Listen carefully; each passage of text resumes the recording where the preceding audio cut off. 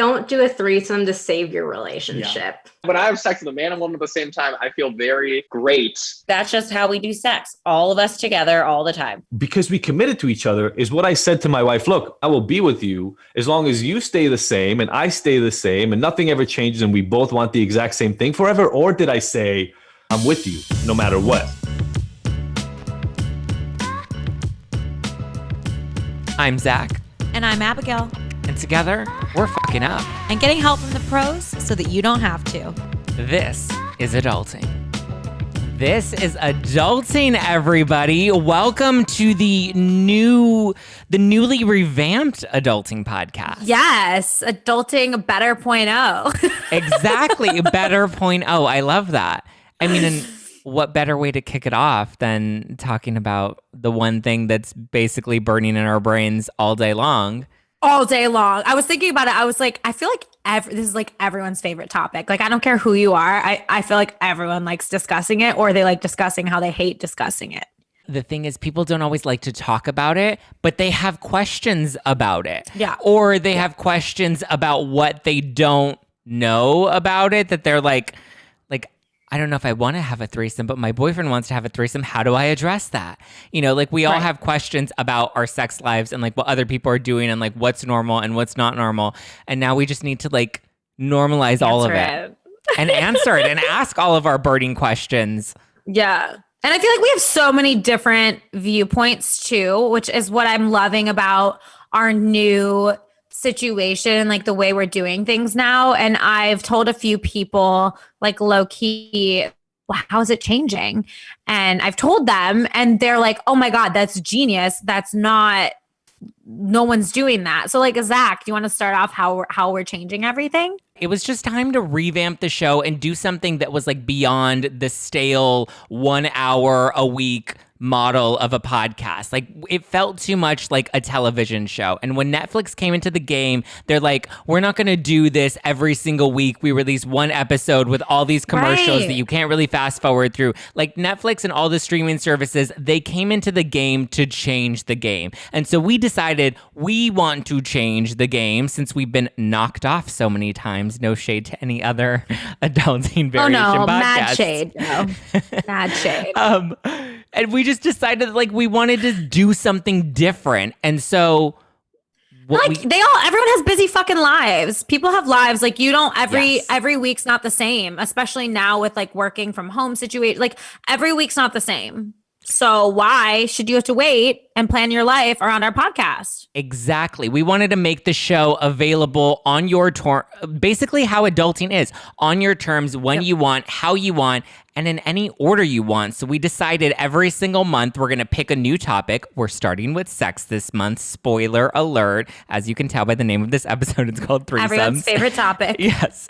So every month we'll be picking a new topic and we'll be releasing a batch of new episodes that will be dropping on the first Tuesday of the month. So you can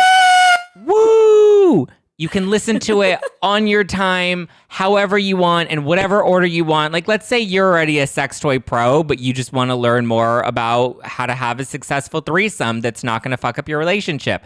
You can listen to the episodes that are going to be of most interest to you, and we're diving deep. So for this our first Sex-capades series, we're diving deep into threesomes, deep into sex toys, deep into fetishes, and deep into OnlyFans.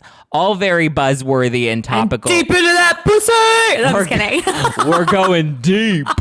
Every topic we cover, like you said, some people are going to be pros, but some people have a very vanilla sex life and like don't really know where to start to improve it. And like then you can binge all our episodes. Or like, okay, you have a road trip. Well, fucking here's 4 hours, bitch. Let's go. You know, you can listen to them all in a row. You can pick and choose. Like, I just think we're tailoring to you. Yes. You're our priority. Like, why should we be the priority? You're our priority. We're making this content for you. I mean, obviously we learn a lot. I went and bought a bunch of sex toys after this, but like we're making this content for you and we want it to be, and the whole point of podcasts and the reason people listen to podcasts is because it's about your convenience. You listen to them on your own time. So now we've created a whole new podcast experience that you can listen to and watch. If you have a Roku device or you're on YouTube, you can watch the show in addition to listening to it. So it's fully in your hands with however you want to consume it. Should we jump into threesomes? Let's jump into threesomes. Okay, so in this episode, we invited some very special guests on. We started with a repeat guest who's Vanessa Marin, and she's a sex and relationship therapist who you may remember from last year. But this time we decided we didn't want just one, because if we're talking about threesomes, we have to have the more the merrier. So we had Vanessa come on and have a foursome with us with her husband, Xander. I'm Vanessa Marin. I'm a licensed sex therapist, and I specialize in helping couples and individuals take their sex lives from ordinary to extraordinary. And now you got some arm candy with you. I do. It was just me for a while, but Xander's been part of my business kind of on the back end for many years. That sounds sexual, but it's not. I know. I was like, wow, that's great. Good. Maybe it was somewhat. Let's be real. But he started in the last year or so, started coming and, talking about stuff with me, and the two of us just having conversations as like, hey, we're a real couple. We struggle with things in our own relationship, our own sex life. So we're really just trying to open up the conversation for so many more couples. I love it. And that's exactly what you're doing.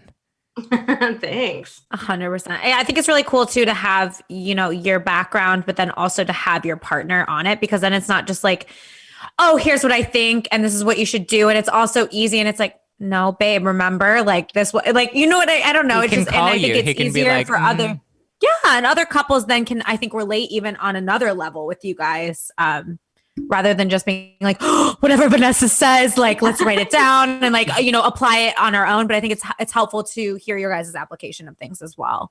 Yeah, I definitely try to be transparent with people about like, I have training in this, I've studied it, but I also struggle in very real ways, in my own life. Like nobody's perfect. We all have baggage. We all have hangups. But I think Xander's perspective as the layperson also sounds sexual. It's just been really valuable. Yeah.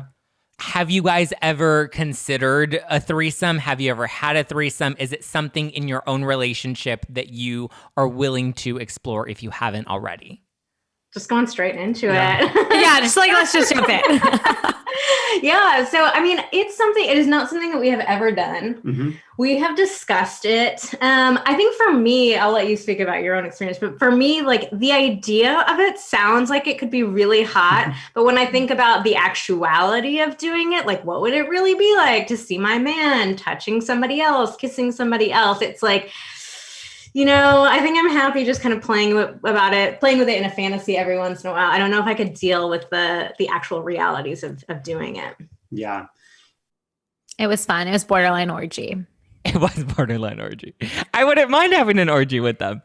We also decided we wanted to really lighten the mood as well. So we had a couple of cocktails and we invited one of my good friends. Her name is Jennifer Golden. And we had so many belly laughs just laughing with her, sharing our own experiences. I don't know her favorite color, but let me tell you, I know about her sex life.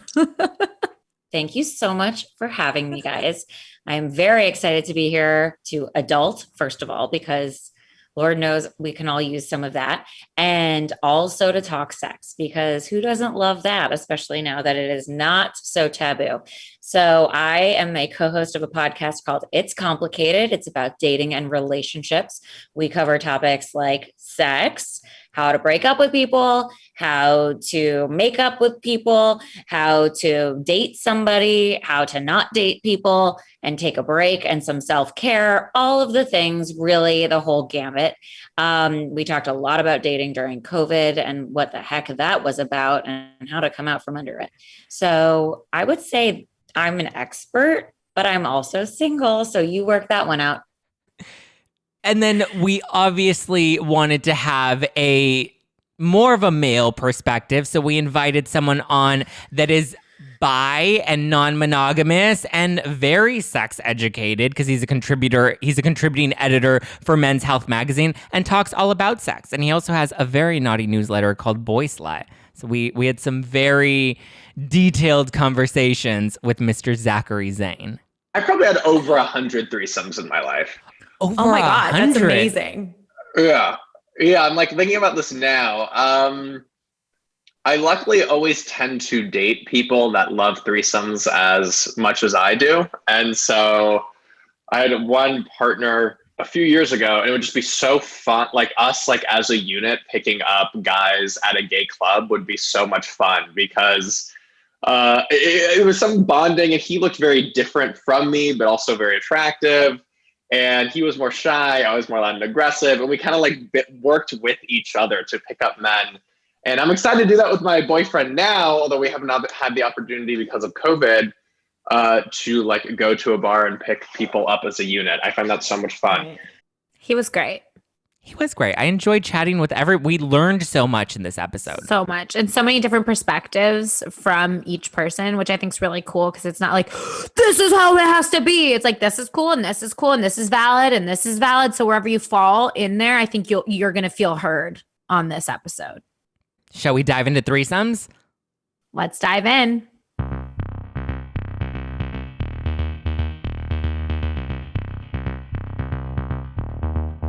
Jen Golden, are you beginner, intermediate, expert when it comes to threesomes? Okay, so I'm -1, whatever, not having done it really. Oh, okay. So you've never had a threesome? No, but here, okay, so I don't know because you don't know if you've how do you not know if you've had a threesome? No, I don't know if it counts. Okay, so like, when you're young and like trying to, I wouldn't say impress a guy, but like be a cool girl who's like, not like, you don't want to act your age and like rule yourself out from the older guy. So like, I definitely like made out with a girl, with a guy. And like, there was like heavy petting when we were like 18. Like, so that's why I don't know. Like, that's obviously not penetration and it's not like anything to write home about, but I wouldn't say I'm opposed to it. I think certain rules should be set in place if it's like somebody you're dating seriously, because we all have emotions and you really don't know what you're going to feel until the thing happens. So I think in theory, it sounds great. And I think it would be super hot to watch that person with somebody else. But I'd want to like set clear guidelines there. Like if I have a guy, like I think about like, well, if he's not with me right now, like maybe he's with somebody else. And then I try and like imagine it. And I don't know, maybe I've just been alone in my home too long, but my imagination is basically porn. So. Do you feel like either sex is more open to threesomes? Like, do you feel like guys are definitely more down or women? Because I feel like as a straight woman, I feel like guys are always like, yeah, I want to have a threesome. And then you're like, okay. And then they're like, oh, I mean, and then it freaks them out. I mean, I always get nervous or don't necessarily like to like unnecessarily gender things or attractions or desires. But I mean, like, yes, gay men statistically have a shit ton more threesomes than straight people. They also statistically have more open relationships than straight people. Sure. You look at the studies of like casual sex partners between men and women, and you look at gay men who definitely have like an element of hookup culture versus lesbians, still U-Haul, no matter what, like still tend to do that and have fewer sex partners, which I think does illustrate a little bit of men are down to fuck more than women are down to fuck, and that includes threesomes. But also, I know so many women who are horny as fuck, want to fuck everyone, and live for threesomes. So again, I don't like to necessarily be like, well, men are more into threesomes than women. So you just think it's a per person situation? Yeah, I think it's a per person situation. I think it's actually a lot more even than most people think. Yeah, I mean, I think we have all these stereotypes about men and sexuality and sex drive, in general. And this is just another way that fits into that. But I think the reality is there are just as many women who are really curious and interested in exploring just very different ways that we talk about female sexuality than we do about male sexuality. Yeah, and I think women tend to be socialized to feel like it's not okay to ask for that, or not okay to put that out there because they might be labeled as promiscuous. Whereas for a guy, it's kind of like, oh, well, you know, guys will be guys. They all want threesomes. So it's not that weird if they ask for it. It's so weird how we have those like constructs. I mean, you know, because you even look at like, you know, like gay couples have threesomes all the time. And so it's weird that we're allowed to talk about how men have sexual fantasies, men watch porn, men are more sexual, but we're not really having that conversation really about women. And women are just as much human as men are.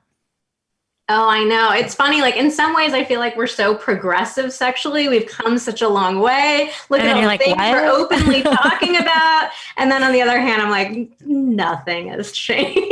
Like we still have the same outdated, old-fashioned beliefs. We still have all these ways that we're really, you know, pigeonholing everyone into like, this is what you can do and can't do, and what's acceptable and not acceptable. And men do this and women do this. Like there's just so much BS that we're still mucking our way through. Yeah. Like relationship wise, how do we know if we're ready to even open the doors up? Because once you invite somebody else in, I feel like there are undertones of jealousy, and there are, you know, our natural insecurities come out because you're adding someone to the mix. I mean, you can never know for sure, right? You plan for as much as you can, and then certain feelings come up. You might think you're not a jealous person, nothing's going to happen, and then you see your boyfriend get plowed by another person, or you're having sex with a girl, your boyfriend's having sex with a girl, whatever the fuck it is, and all of a sudden, all these emotions come up in you. And I think it's recognizing that those emotions are fine, and they're normal, and they're healthy, it's how you deal with it, and being like, hey, I did not enjoy that experience. That doesn't mean you need to break up. It doesn't mean that anything, like, hey, that was not an experience I enjoyed. I really got jealous. I don't want it to happen again. So I think part of it is recognizing like, yeah, you are taking a risk no matter what by doing this, but also hopefully you communicated beforehand. So if you do feel uncomfortable, you have the safe word, just remembering you could stop it at any point. And then being done with it, and then not necessarily feeling guilting for the fact you didn't want to do it.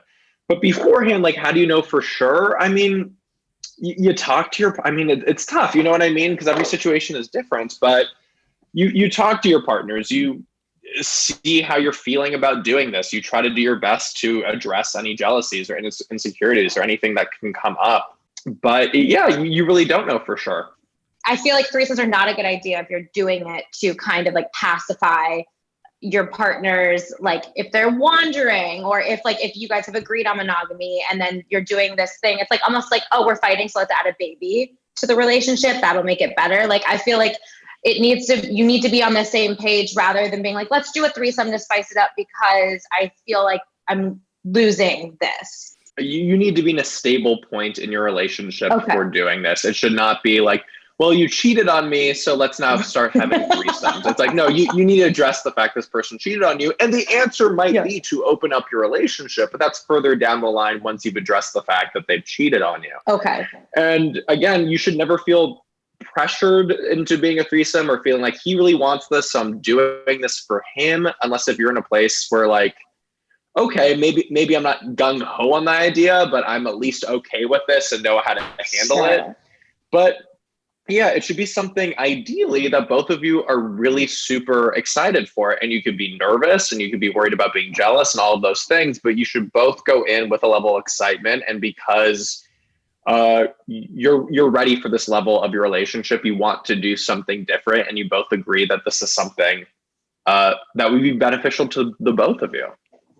It's interesting because there's this couple that I had a conversation with, and I wanted to just understand the dynamics of their relationship, which wasn't fully open, but it was, I guess, a little more flexible, and they weren't strictly monogamous, or at least they were allowed to like sleep with other people. And they originally started by allowing a third into the bedroom, and it eventually went on to allowing them to bring in or to have sex outside of the household with separate people.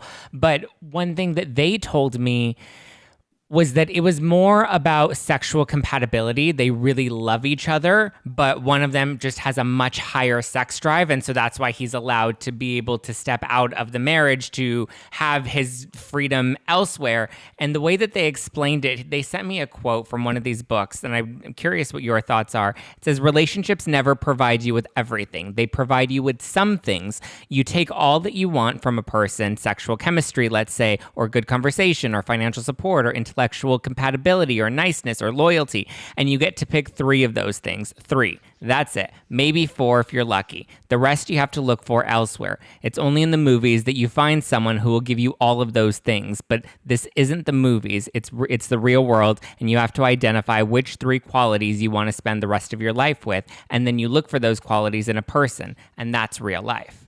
Now, you have a non-monogamous relationship. Do you agree with that? And is that part of the reason your relationship is non-monogamous? I mean, they're definitely speaking a little hyperbolically to make their claim, for sure. And the idea, I don't know why they got like 3 things. Like, my partner offers me way more than 3 things, and I can say that very confidently. But I do agree with the sentiment that one person might not be able to provide you everything. And that doesn't necessarily mean an open relationship. It could mean that you have friends, you have other hobbies, you have things that you can do.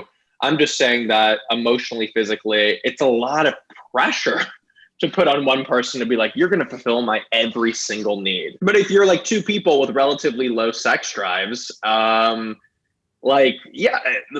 is, and you have a fine sex life, and sex has never been that necessarily important to you, like, yeah, you don't need to be in an open relationship. A monogamous relationship probably seems like it's right for you. But I do believe in the idea that it's really difficult for one person to satisfy every single one of your needs, but again, whether it's sexual or otherwise. But the thing about that quote, which can be a little difficult, is like, it's you don't necessarily want to see people as like need filling machines, being like, okay, you have these 3 traits and I get these 3 traits from you, and you have these 3 traits and I get these 3 traits from you. It's like, you still want to see the person as a whole, and recognizing their flaws and recognizing that you're going to be there for them, whatever it is. But kind of when you get into that mindset of like, this person gives me this, and this person gives me this, and this person gives me this, you almost start compartmentalizing like everything in your life in a odd way. Yeah, and people are more than the sum of their parts. Maybe that's not the right phrase. People are more than those 3 parts, at least. Why, Zach? Do you agree with it? Listen, I've never been in a relationship, so I can't really speak to relationships or monogamy. I've never done it. I've never had the desire to do it with anybody yet in my life. If and when the day comes, maybe I'll be like, okay, these are the 3 things. Get in the car, get in the back seat, let's go. And we'll drive off into the sunset.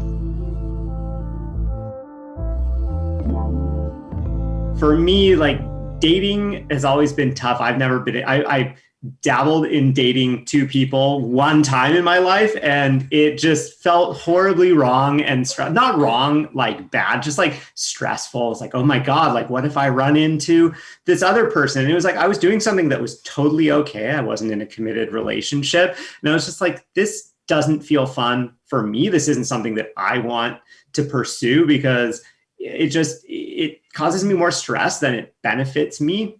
And so I kind of feel the same way about a threesome, where it's like, yeah, that's a hot fantasy. But then if I think about my track record with balancing things like that, it's just, I don't enjoy it. What are we talking about bouncing now? Like, what are we bouncing here? Oh, balancing. I heard bouncing. Bouncing. That's the secret little fantasy. Bouncing fantasy. Is the anxiety coming from like a fear of like jealousy, or like where does the anxiety around going into that coming from for you guys as a couple? Yeah, I mean, I think it's definitely jealousy, for me. I don't think, like, it's interesting. I am totally fine with us talking about somebody being attractive. Like, we'll walk down the street and we can each, point out to each other, oh my God, that person's so beautiful. That person's so hot. So I don't get jealous in that sense. I don't get jealous of you like talking to other women.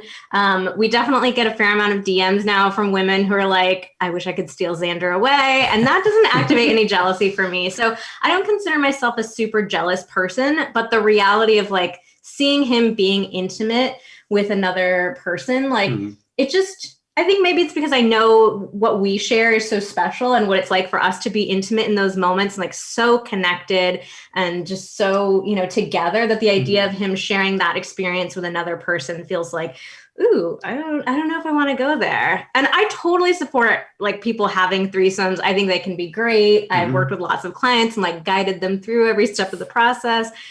So it's not about like being anti-threesome. I just think knowing myself, it's not, that's kind of the feelings that come up for me.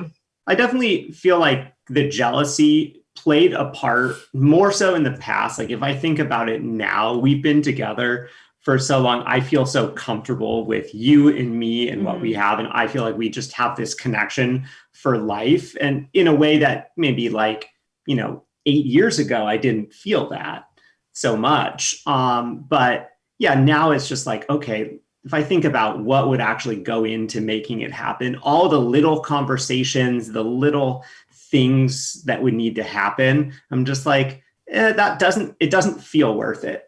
Yeah, I think a lot of people don't realize how much work doing the threesome correctly is. Like, we all sort of have this fantasy. It could just be like one wild night, and we just, end up back. I think we all have the fantasy of being the third person, but I think when you're not the third person too, I think there's so much more complicated emotions and time. And I think it's really cool that you're so upfront about being like, listen, I'm not against it, but it's not for me. Because I think a lot of people feel pressured, like, oh, you have to be down to do this. Like, if you want your relationship to work, blah, blah, blah. And so I think it's cool that you're not against it. You just know that it wouldn't work for you.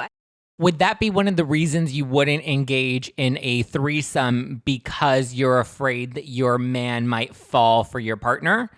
Potentially, or maybe do some secret things after the fact without me there, or I don't know, whatever, all the things. I have concerns. I also maybe want to do it. I don't know. Also, who's this guy I'm doing this with? Where is he? And should we start dating now?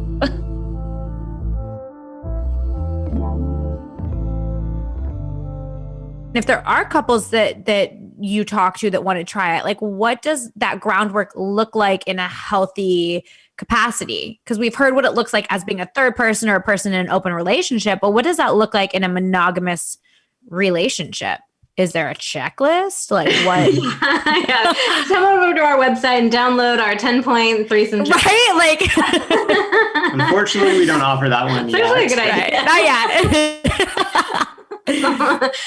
I think the first step is really just talking about it so much. Really being able to talk through like, why is it that you're wanting to do this? What specifically are you wanting to experience? So I think a lot of us think threesome and just, have this picture in our heads, but like, what does that mean? What, is there a specific gender that you want to be your third person? Are there specific activities that are on the table or off the table for you? What happens before everyone's, getting into the bed? What happens afterwards? What happens in the moment where one person is not having as much attention paid to them?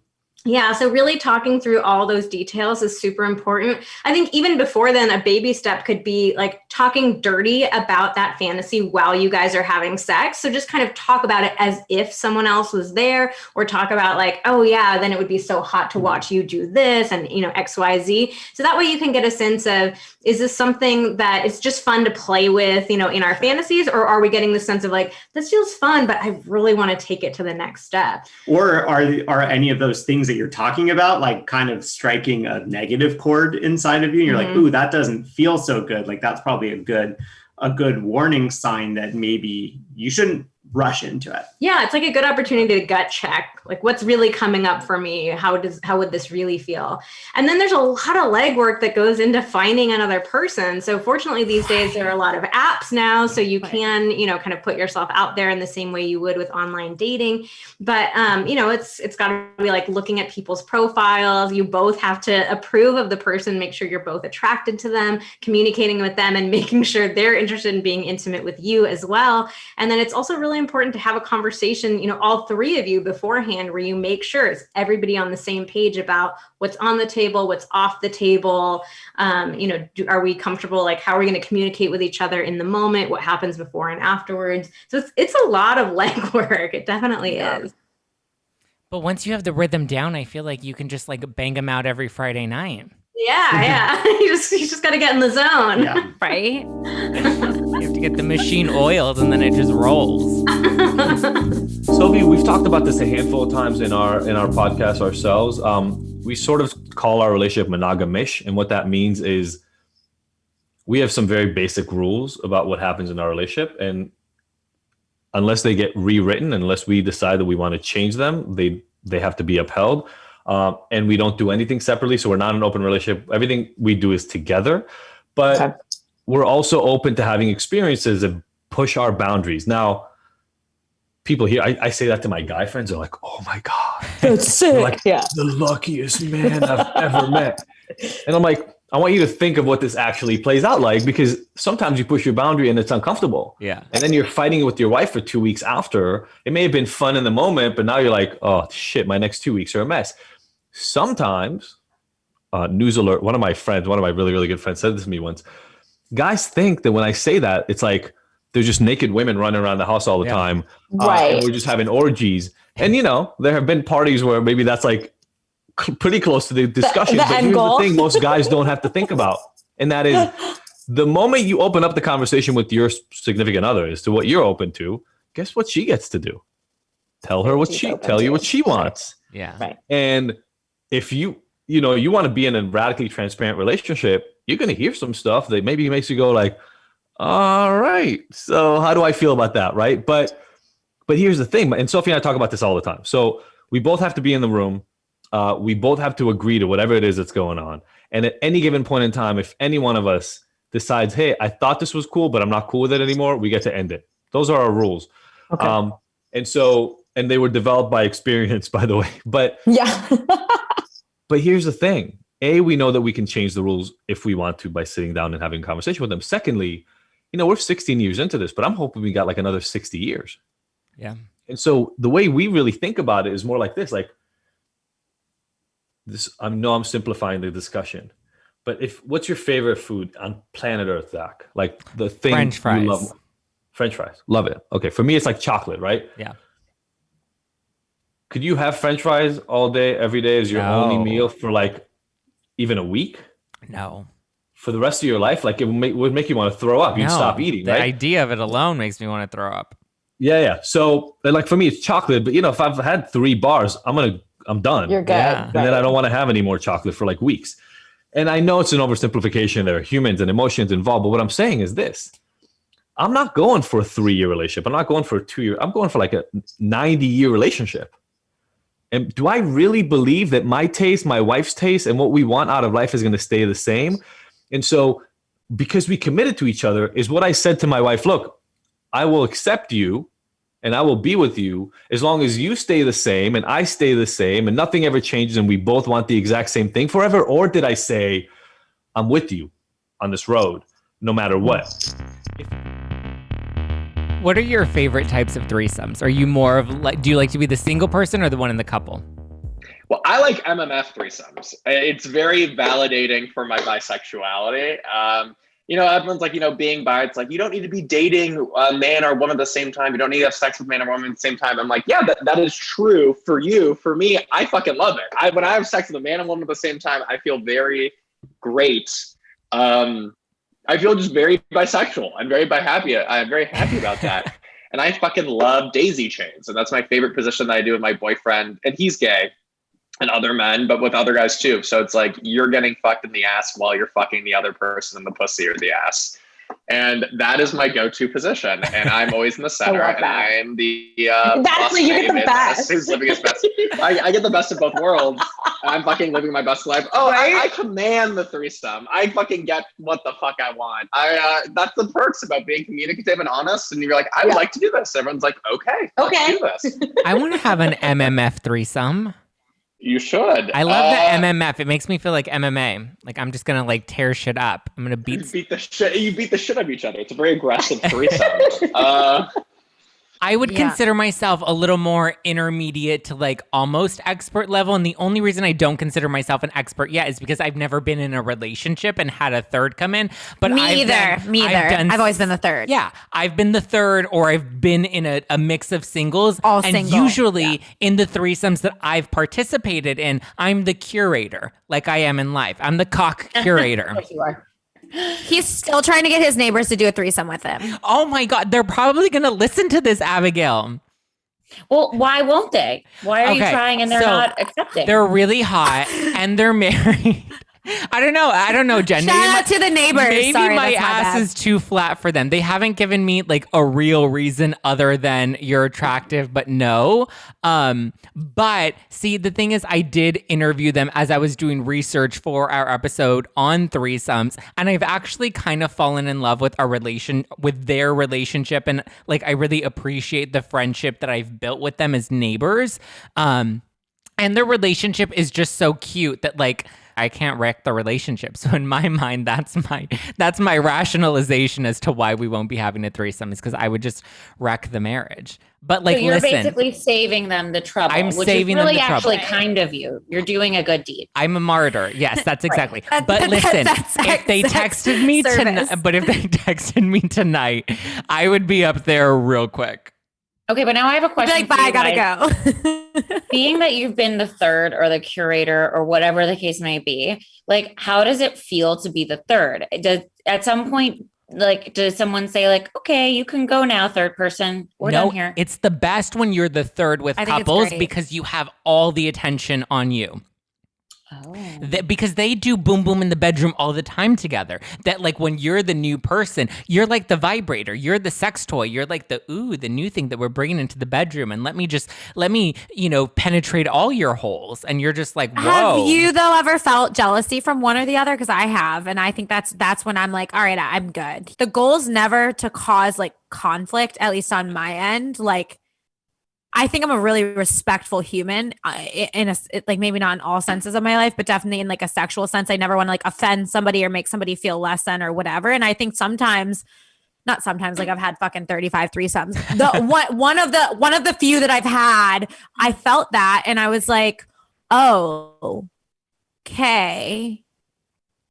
See, cool. I personally think I would be a little turned on if like one person is more into me, because like that's just validation for my man ego, because I do have a penis and two balls. But like I feel like at the same time, you're right. Like you want to be respectful. So going into like that sort of situation, as Jen said, like you need to just make sure all of the boundary, like you know the boundaries, you know where the lines are, and you don't like skirt outside of that line, because then it's just bad news bears, and then you just become Leanne Rimes and you're a homewrecker. When you're the third, I think it's so funny because usually the couple is like so appreciative and so happy and so grateful, and the focus is very much on you as the third typically. Right. I feel like you get most of the attention. The couple's like, we fuck each other all the time.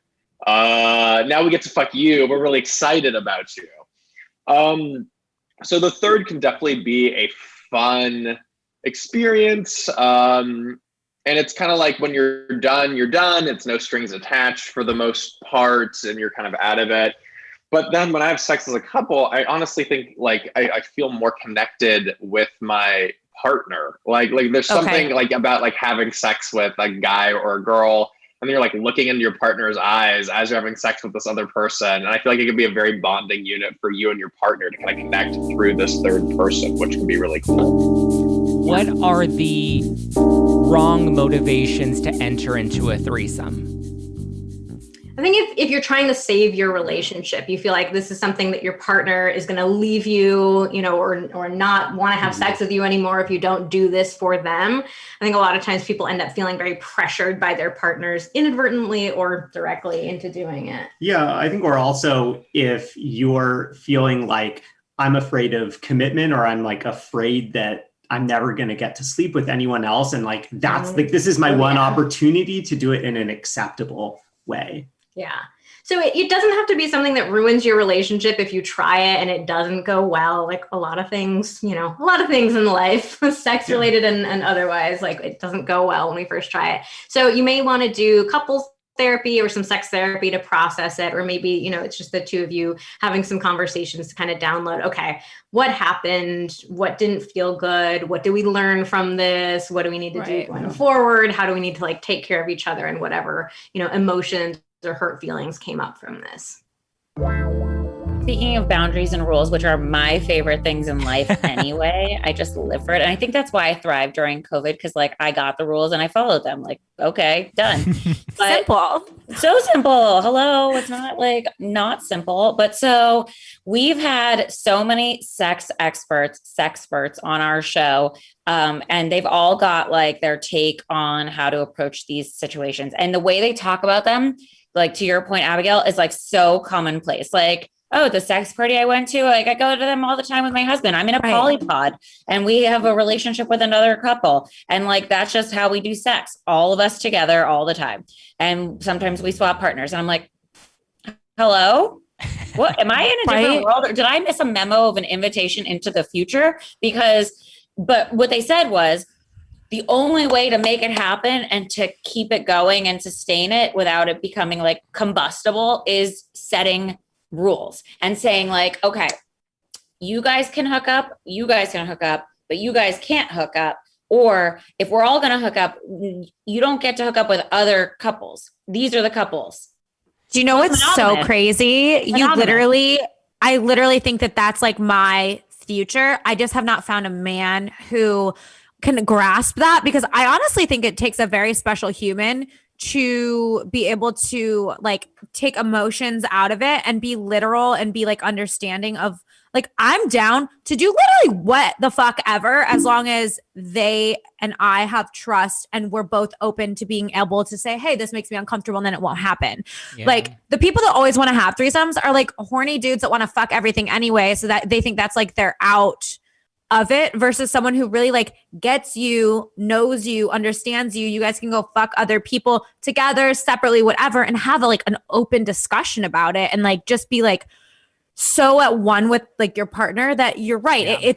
It is monogamy in like a broader sense, because I think open relationships are so like vague. It really comes down to communication and understanding that like the relationship is going to change and evolve. So yes, we're going to have rules in our relationship today and right now, but like in 5 years, that could likely change. And with the couples that are still monogamous, but like dip out in sexual experiences, the rules have changed, where like the rules were originally, we're only allowed to sleep with people when we travel and when you're out of the state and we're not in the same state. And then it changed, and then we brought a third into the bedroom. And now it's more of like, when you're horny on a Thursday night and I don't want to fuck you, then you can go find some other dude and you can do boom boom in the bedroom with him.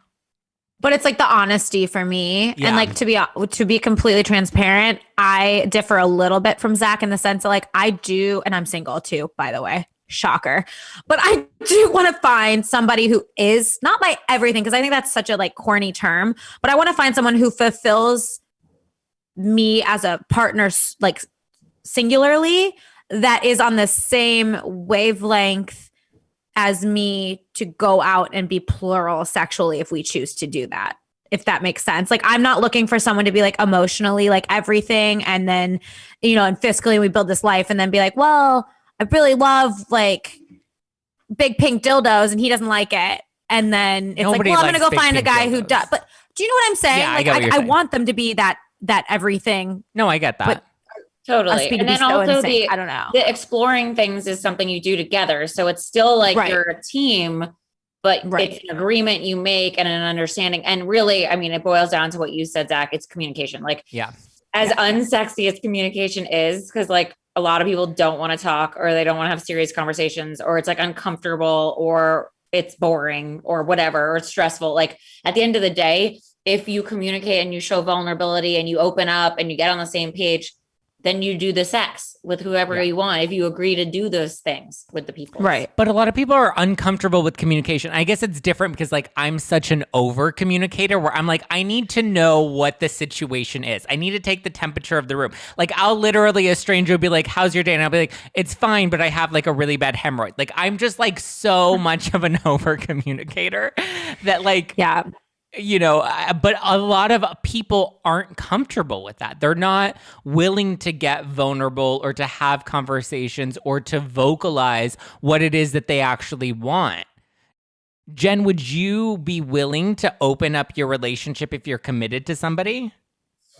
So in this present moment, no. But that doesn't mean that further down the line, I wouldn't be. Like if there was trust there, if we're bored of each other but don't want to break up, like whatever we might want to do together that spices things up. I think I would be more comfortable with doing things together so I could see it and not be like wondering what's Same. happening. I like need to know everything. You're like, Yes. I want to know exactly what happened. Right. Really? Like, I can't wonder No. what's happening behind my back. I'll lose my shit. And then it's your word that I have to believe. I'm like, But No, isn't no. it Yeah. weird if your husband comes home and he talks about like going down on some other chick? No, because I'll be there. Yeah, Oh. you don't need to talk about it then after. Yeah. You're like, Oh, that so looks you fun. wouldn't allow him to have sex outside of you being present, at least in Like- this current moment. To me, extramarital means without me there. Have you ever had like a threesome go wrong? Like whether it was with you or like you're just like observing and you're like, wow, they are not on the same page. Not horribly wrong. I make sure I have threesomes with the right people. People who are usually more familiar with it, with partners who are very open to it, who I know usually won't have a jealousy issue. And I try not to necessarily, push that on someone who, okay, maybe we're in an open relationship or we're poly, but they feel uncomfortable with me having sex with other people or knowing about it. I'm not going to be like, okay, you and me, let's do a threesome. You try to pick the right people for it so there's less potential for conflict. Abigail, what would you say has been your best and worst threesome experience? Worst was definitely the one where the girl started getting uncomfortable, like jealousy. I don't like that stuff. Like that doesn't work for me. And not jealous like of me, but I think just jealous in Of general, seeing and you her can man tell with and they somebody back else. off. And like just to clarify too, like I don't go down on women. Like I'm straight, like like I don't, that kind of like it's not for me really. It was really messy. Best one, 2 dudes. Really? And did they both Best. fuck you? Not at the same, like we didn't like Eiffel Tower or anything like that. I'm like a one dick at a time person. She's a lady. But they didn't. One took care of one area, and the other one was like, well, it was great. It was great. Are they comfortable with believe I'm that? Because saying I that feel right like now. 2 straight guys. Yeah, it was great, and they didn't do like obviously. I mean, they're both in the bed, but like they weren't like. What would fucking you each do if other. one of them just like started sucking the other? Would that be a turn off? I don't mind like if it happens. I just don't necessarily want to be there for Yeah. that. Jen, I just feel like you feel like a goddess Yeah. when like it's 2 dudes. 'cause You're then just they're like, worshiping you. yeah, it's fucking great. And I'm very bossy. So it's like, I relate. But so then did you know going in, like, I guess to Zach's point, like, did you know going in that these 2 guys weren't going to be into each other and everything was going to be about you? Like, I guess I'm kind Yeah. of curious as to logistics was- of what constitutes a threesome. And like, it sounds like a onesome and you just had 2 accessories on you, but it was really yeah, just which your party. Well, I mean, it was 3 people. It was 3 people, but 2 were there for me, not for each other. So, and it was in college. Like we were all drunk, and it kind of was just like, oh yeah, let's do it. Let's do it. Why not?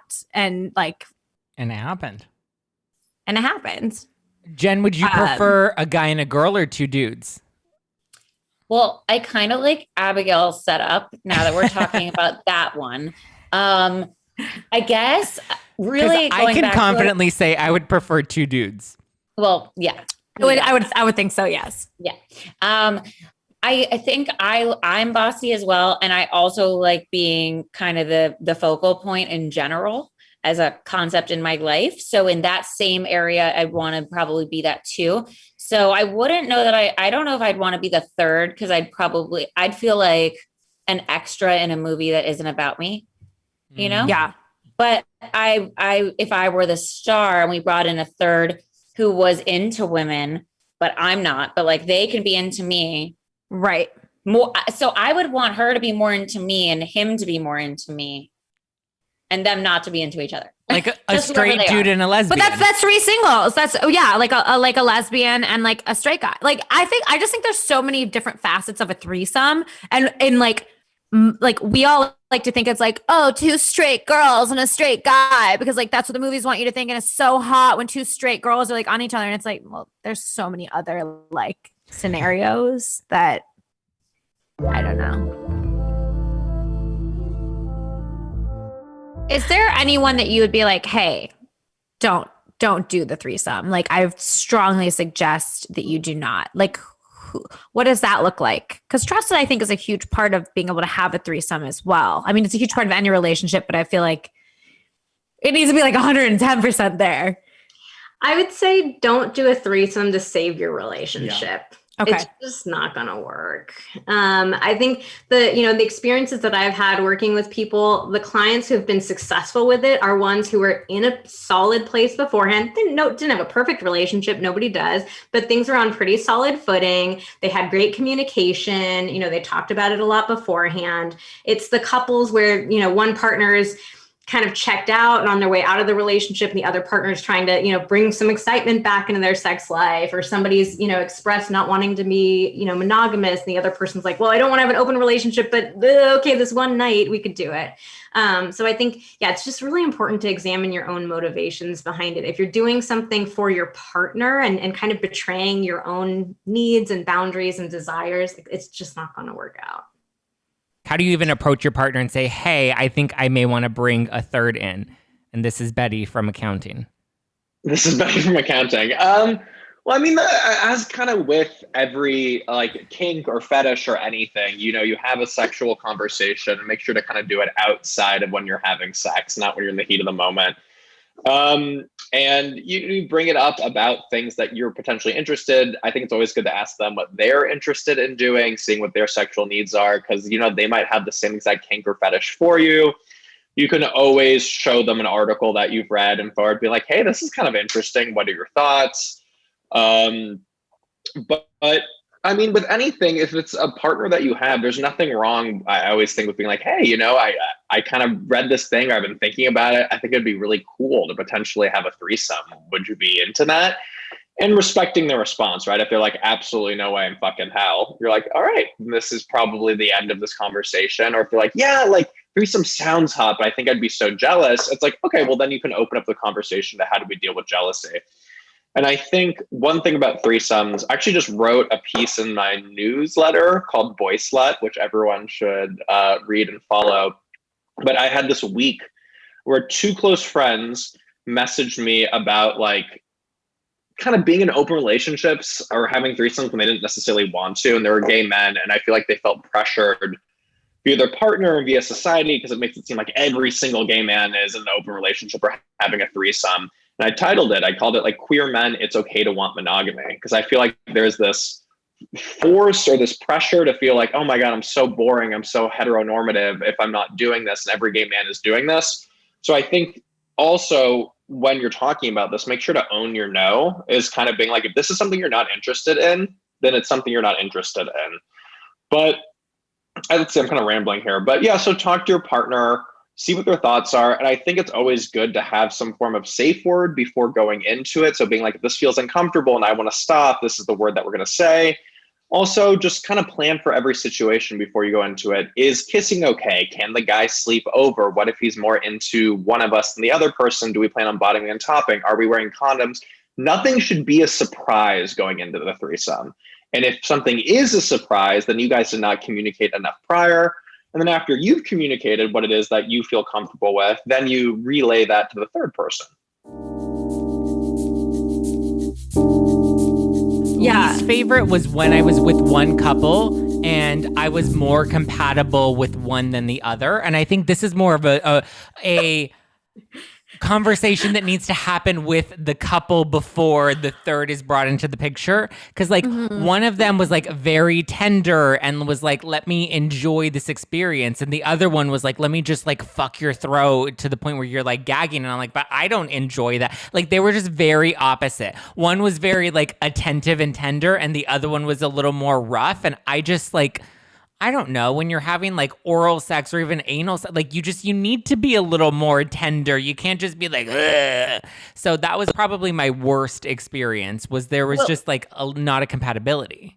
By the way, it sounds like they are not compatible, and maybe seeking a third party was what they fix their relationship. Yeah. Would maybe fix the problem, but that just tells us all that they're not on the same page. There was one that I had in New York that was great. And we were all, the three of us were all single. I brought up the suggestion of like, why don't we have like, you're into him, I'm into you, you're into me. Like, why don't we just, instead of figuring out who's going with who tonight, like, let's just all go home together and let's like really enjoy it. And like, especially like with guys, if you're all kind of like in that like verse mode of like, you don't mind being the top or the bottom, then like everybody gets to like, you know, penetrate everybody and enjoy every little bit of it. And it was fun. Like we did it in the bed, we did it in the shower. Like we had a full fun sort of experience. So I think when everyone is kind of open to the experience, but also vocal of like what their boundaries are. And then you're like, okay, these are the parameters, these are the boundaries. Everything else is kind of open to interpretation or to play with, then we can like go in and have a good time. I support that. I mean, you make it sound so simple and like totally just carefree. It can be, That though. was like That's loves initiating It threesomes. can be so simple and carefree. It doesn't have to be complicated. When you get in your head is when you complicate it. People really want it to be this spectacle rather than like being in their body and like enjoying it Enjoyable, yeah. for what it is. Yeah.